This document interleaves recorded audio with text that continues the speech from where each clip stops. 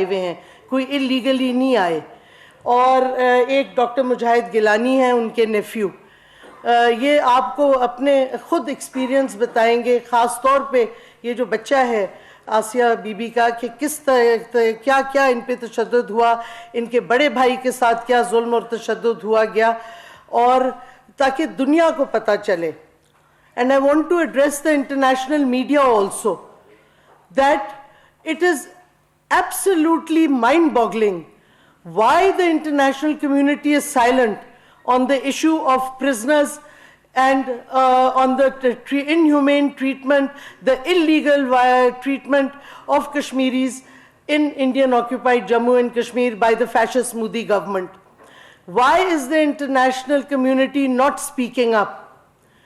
And I want to point out that what is being done to Kashmiris who are arrested is a complete violation of the 4th Geneva Convention, Article 49.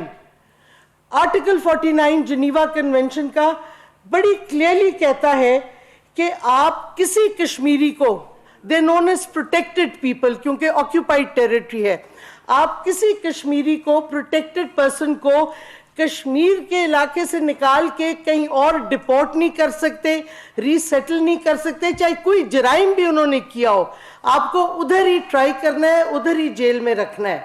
तो ये clear violation India करता जा रहा है बार बार कि कश्मीरियों को, आपको पता है उन्होंने अली गिलानी साहब को कई अरसे जेल में रखा, कभी रिलीज कर देते हैं, कभी हाउस अरेस्ट करते हैं, नहीं तो उठा के हिंदुस्तान के जेल में फेंक देते हैं। शबीर अशरफ सरवानी हैं, उनको किया हुआ है, ये डॉक्टर फयाज हैं, फिर of course Mirwaiz Umar Farooq के साथ जो तशद्दुद होता रहता है, जो यासीन मलिक के साथ जुल्म और तशद्दुद हो रहा है, ये सारा इंटरनेशनल लॉ जिस पे हिंदुस्तान ने खुद दस्तखत किया है, 4th Geneva Convention, उसकी ये वायलेशन है। तो the question then arises, when India is brazenly violating international human rights law, international humanitarian law, why is the international community silent on it? Why is the UN Secretary General, who speaks on everything else, COVID ki baat ho, anything else which he sees as a human rights violation or even a human rights issue, he takes up? Why is Antonio Guterres silent on what the Indian government is doing to the Kashmiris? Why is Michelle Bachelet, the High Commissioner for Human Rights, the UN High Commissioner for Human Rights, not taking up this issue? Pakistan has written several letters to her. Yesterday again the Foreign Office sent a letter to her to take note.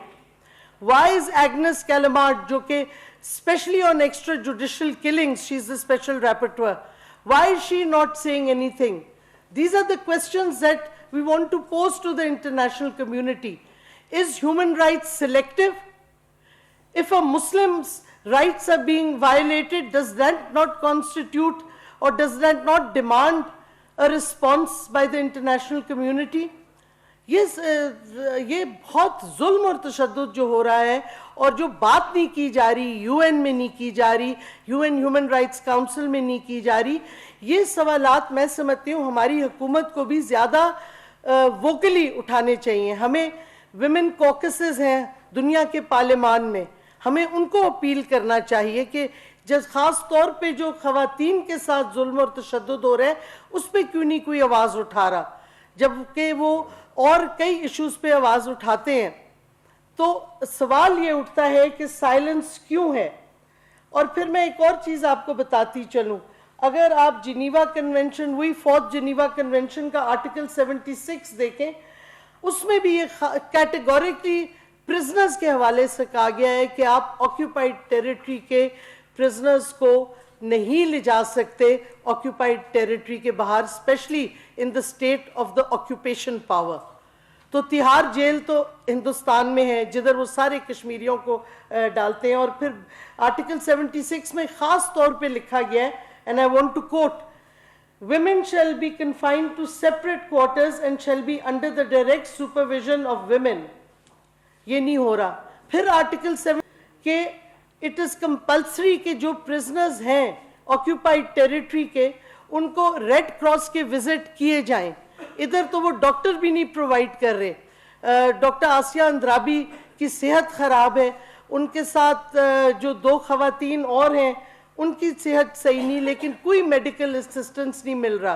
तो आप जिस पहलू से भी देखें, जिस धज्जियाँ उड़ाई जा रही हैं इंटरनेशनल कवानीन की, तो इसके खिलाफ इस पे हमें ना सिर्फ आवाज़ उठानी चाहिए पाकिस्तान की हुकूमत को, पाकिस्तान की एनजीओज़ जो इंटरनेशनल एनजीओज़ हैं, ह्यूमन राइट्स वॉच है, एमनेस्टी इंटरनेशनल है और बहुत से ऑर्गेनाइजेशंस हैं, कि ये जुल्म क्यों दुनिया बर्दाश्त कर रही है, क्यों नहीं कुछ कह रही है इस पे।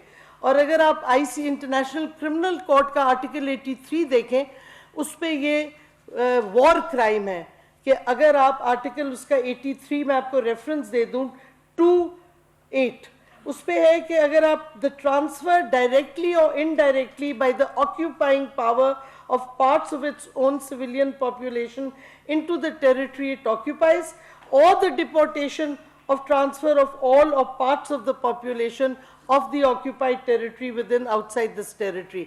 यानी कि ये जो हिंदुस्तान लोगों को बाहर से इंडियन सिटीजन्स को ऑक्यूपाइड कश्मीर में ला रहा है, ये भी वॉर क्राइम है। और जो आप कश्मीरियों को बाहर लेके जा रहे हैं, ख़ास तौर पे उनके आप इंडियन प्रिजन्स में, ये भी वॉर क्राइम है। और अगर आप इसको पढ़ें, आर्टिकल 143 फोर्थ जिनीवा कन्वेंशन, जिस पाकिस्तान और हिंदुस्तान दोनों ने अपने दस्तखत किए हैं, तो वॉर क्राइम्स का केस भी पूरी तरह बनता है।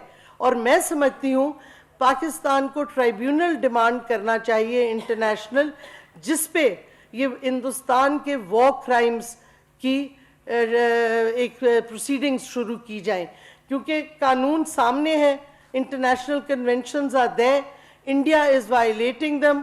और अब तो एक नया प्रिंसिपल आ गया है इंटरनेशनल पॉलिटिक्स में, रिस्पॉन्सिबिलिटी टू प्रोटेक्ट, जो कि 2005 में ख्याल में वर्ल्ड समिट जो थी यूएन की, all the countries of the world accepted it, कि अगर किसी भी मुल्क में जुल्म और तशद्दुद हो रहा है, तो ये इंटरनेशनल कम्युनिटी की जिम्मेवारी है कि वो इंटरवीन करे under R2P, responsibility to protect. So सारे कवानीन मौजूद हैं, तो सवाल वही बार बार उठता है कि क्यों दुनिया चुप है।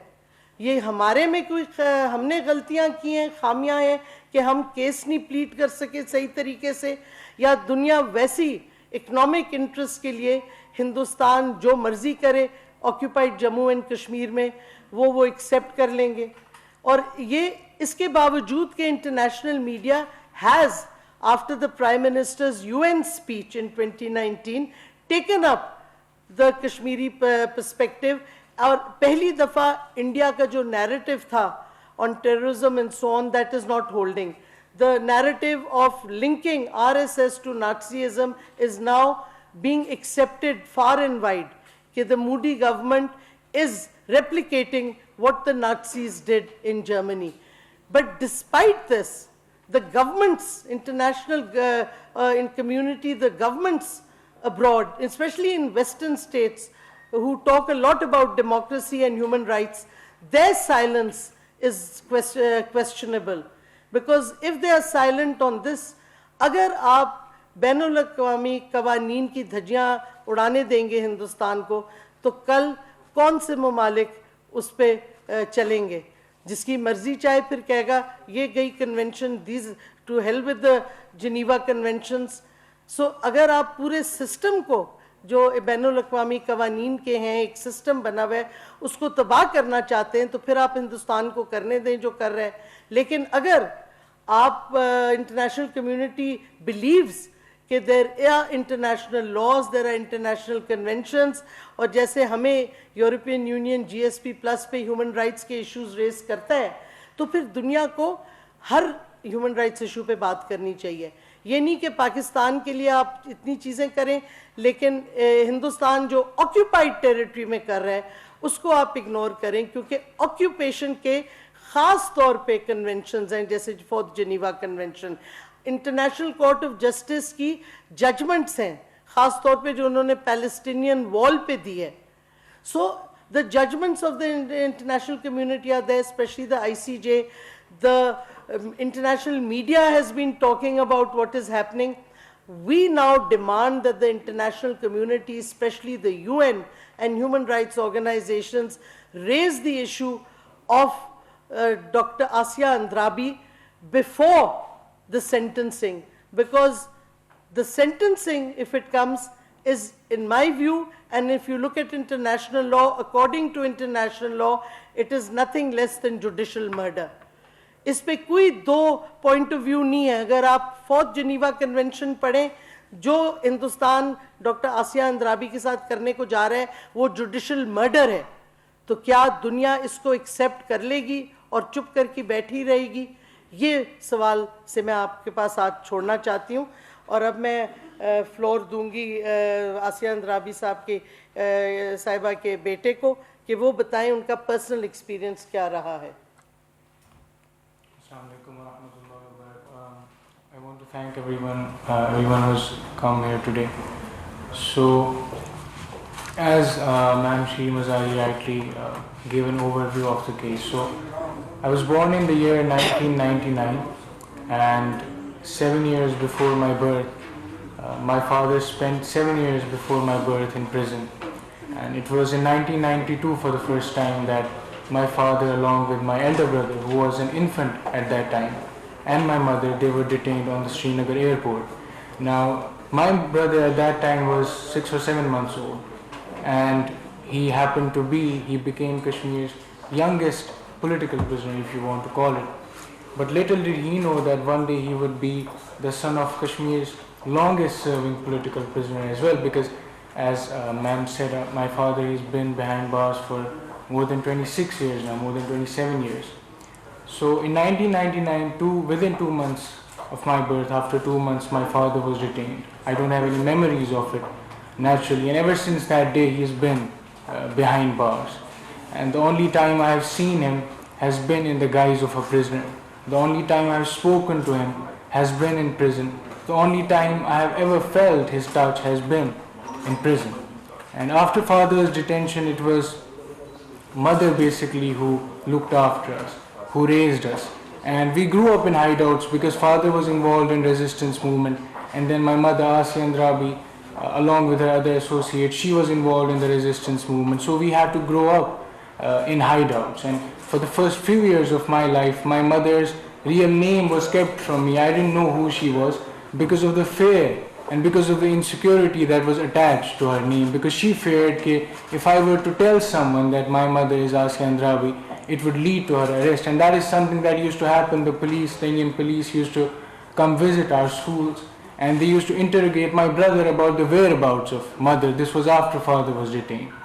And once she was there for us, she became everything for us. She was the one who cooked for us, cleaned for us. She was the one who tried to fulfill the void that my father had left in our lives. But then it was in 2006 that I witnessed my mother's detention as well. And that was basically the first time in my life I felt pretty much like a half orphan. And I was not an orphan, both my parents were alive, but the Indian state made me feel like an orphan despite the fact that both my parents were alive. And I remember asking my mother, I used to ask her, why exactly is our father in prison? I was 6 or 7 at that time. At that time we don't understand how occupation works. At that time we don't understand why the Indian state is in Kashmir. And she used to tell me that my father is in jail because he did not do his homework. Because that was the only thing that could make sense to me as a child. And I thought, okay, that is why my father is in prison, क्योंकि उन्होंने homework नहीं किया. And there was this one time when I was missing my father and I deliberately skipped my homework, thinking this was the only way I could be with him. But that did not happen. And that is when I realized that it's not about homework, it's about something else. And then mother was detained as well, and ever since 2016, she has been in and out of prison. And she has spent 12 years of her life in prison. And mahine mein, once in a month I get to talk to her for 5 or 10 minutes. And even in those 5 or 10 minutes, the policewoman stands beside my mother, constantly reminding her of the fact that her time is running out. And it's in these moments that we feel how occupation kind of interferes in the most intimate and personal spheres of your life. I mean, why do these foreign or these alien forces think, or why do they feel entitled to deciding how long can a son speak to his own mother? And even when we used to go to prison to see my father, even the duration of hugs was regulated. After a certain point of time, you were told to separate. So I speak to my mother once in a month, and she is 60 now, and I am 20, and we have barely spent some years together. And now that she is 60 and she is ill and she is in prison, it feels like the final stage of her life is already here, and I haven't yet spent any part of my life with her at our home. So this is something that, and this is not just my story, what I am telling you is something that many other children in Kashmir go through as well.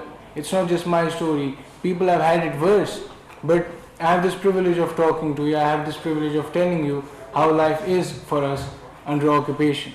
So my mother always used to tell me that, I used to ask her why our life is not normal, because it never felt normal. And she used to tell me that our life is normal, and I could never make sense of it. कि अबू नहीं है घर पे, अम्मा भी नहीं है घर पे, तो ये कैसी life normal है. But then as you grow up, you realize that when you talk about life under occupation, if you live happily, being under occupation, it's abnormal. If you're indifferent to the oppression around you, it's abnormal. So our people, they are fighting for their right to self-determination, and in this pursuit of self-determination, some of them end up in prisons, some of them end up in graveyards. But it's very human, because life under occupation is not normal. It's not normal that the only time I can speak to my mother is once in a month, and उस time पर भी वो जो 10 minute है, उस time भी police वाली साथ खड़ी होती है, बताती है आप क्या बात कर सकते हैं, क्या बात नहीं कर सकते अपनी माँ से. So it's all humiliating, and this is something that people here need to understand, that when you talk about occupation, yes, geopolitics is a part of it, yes, international law is a part of it, but there is this personal and emotional cost to it that so many children in Kashmir have to face. Thank you. अब मैं request करूंगी doctor मुजाहिद गिलानी को. ये नेफ्यू हैं आसिया अंद्राबी के, and he is actually, Andrabi family has a big presence in Pakistan since 1947. So it's not they've just, some of the members have come now, but they do have links to Pakistan from 1947 onwards. Thank you.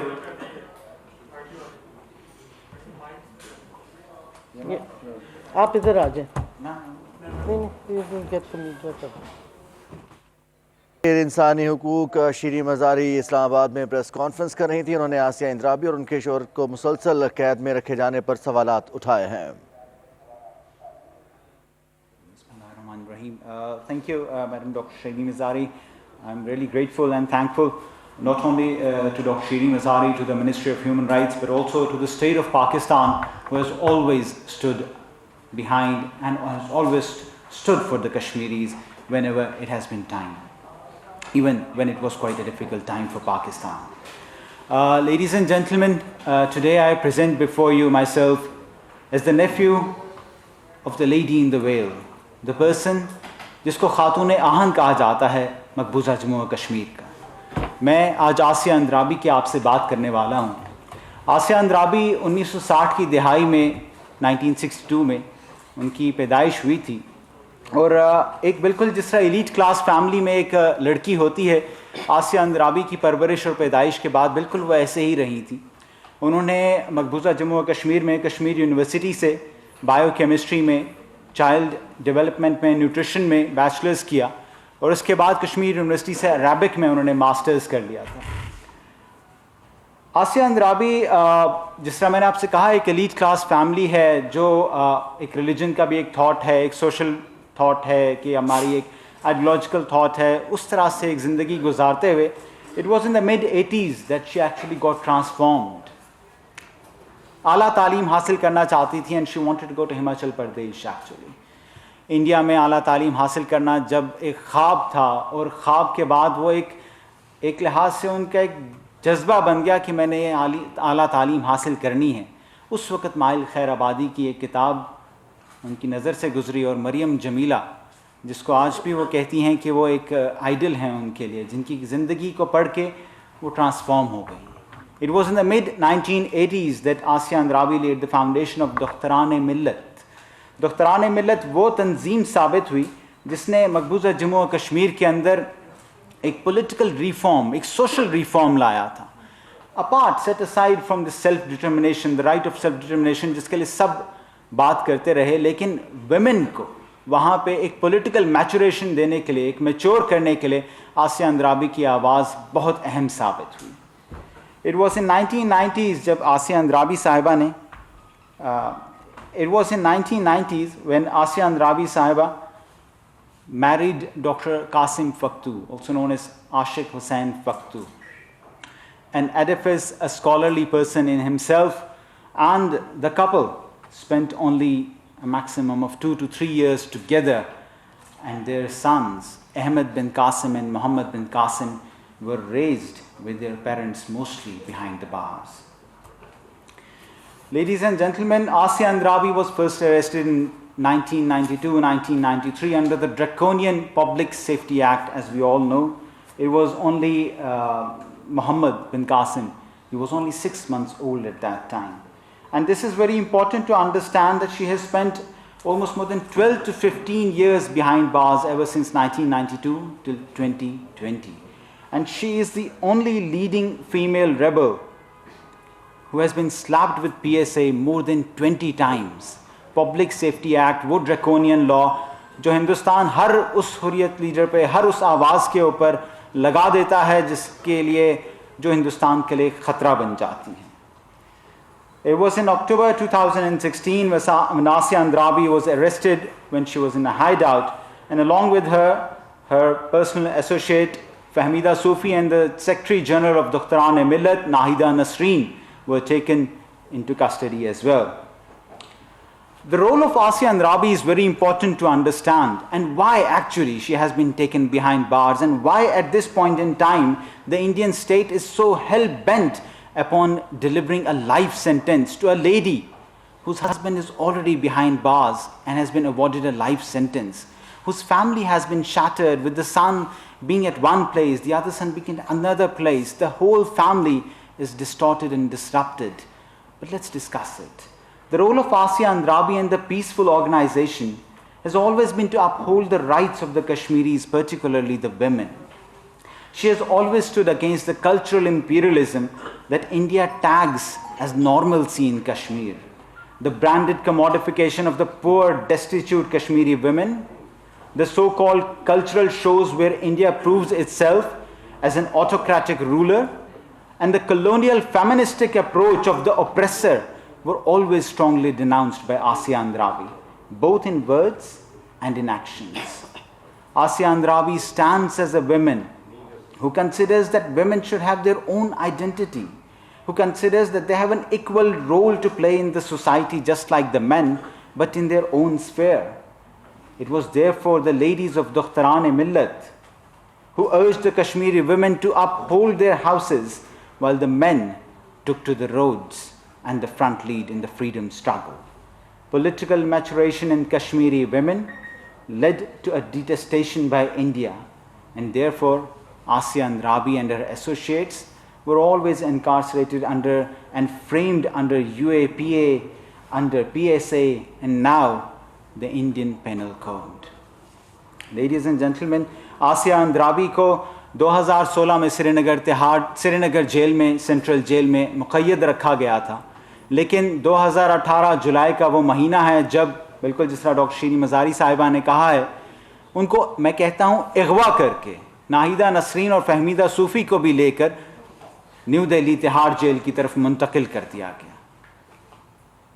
It was basically under this FIR number RC 17/2018 NIA DLI, under the sections 120B, 121, 121A, 124A, 153A, 153B, and 505 of the Indian Penal Code, and section 18, 20, 38, and 39 of the UAPA, the Unlawful Prevention Act. These sanctions deal with the criminal conspiracy the punishment for which is life imprisonment. Waging war, the punishment for which is death or being a lifer. Conspiracy to wage war, a punishment of 10 years. Sedition, life imprisonment. Promoting enmity, 3 to 5 years. Prejudice to national integration, to the Indian national integration, life imprisonment. Statements inciting the public, conspiring, attempting a terror act, 5 years or life imprisonment. Being a member of terrorist gang, which definitely is not, running a very peaceful political movement of Dakhtaran-e-Millat, life imprisonment. And offences as a member of terrorist gang, 10 years, and supporting terrorist activities, 10 years. Ladies and gentlemen, it was on the 21st of December that the NIA ordered that they will be giving a verdict on either 14th or the 18th of January, and that has made this matter very important. Asiya Andrabi साहिबा जो कि एक 60 साल से ज़ायद उम्र की खातून हैं, आसिया अंद्राबी साहिबा जो कि बीमार भी हैं, इस तमाम चीज़ को देखते हुए साथ साथ नाहिदा नसरीन और फहमीदा सूफ़ी जो कि एक यंग एज के अंदर होते हुए भी lumbago, it's basically a chronic backache, उनको वो प्रॉब्लम है. आसिया अंद्राबी साहिबा is a patient of asthma. She is a patient of arthralgias and she has been on medications for the past 6 to 8 years, and every winter she requires oxygen supplementation. But what happens in Tihar jail this time? Ladies and gentlemen, this is also to understand that back in 2008 she was taken into Amphala jail, Jammu, जहाँ पे 2 साल के लिए in a temple-like prison she was tortured by smoke inhalation. Continuous smoke inhalation has led to possible ILD, that is interstitial lung disease, and we suspect कि शायद lung